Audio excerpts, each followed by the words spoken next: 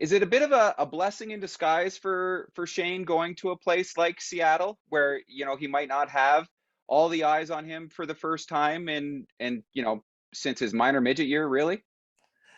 Yeah, I mean, I think it's a blessing in disguise for him to have his general manager be Ron Francis. I mean, he's a Hall of Famer.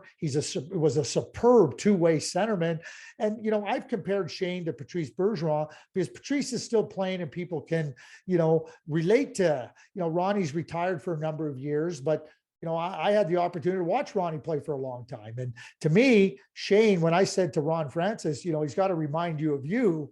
And, Ron's very humble and a great big smile.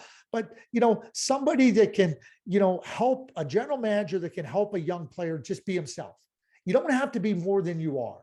A lot of times we ask players, when I say ask, we have this expectation that a player has to be this or that really quickly, and players start to, I got to do this, or I got to score instead of just playing your game. And I think that that's the real blessing, to have somebody that's as accomplished, that's as intelligent, and as smart with development as Ron Francis. I think that's a real blessing. With respect to, there's going to be a different spotlight on him in Seattle. I mean, it's a young franchise that has high expectations. I think that him and Matty Beniers are driven, competitive players that are going to push one another, which I think is going to make things really positive for the Seattle Kraken going forward. And then thirdly is that Shane's not somebody that's been outside the spotlight.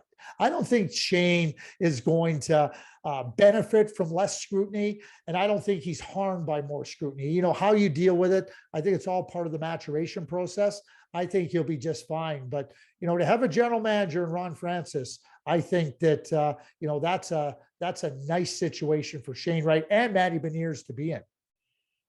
Well, there's no doubt that Shane's going to be motivated next season if he's Uh-huh. up in Seattle or if he happens to be back in Kingston. Either way,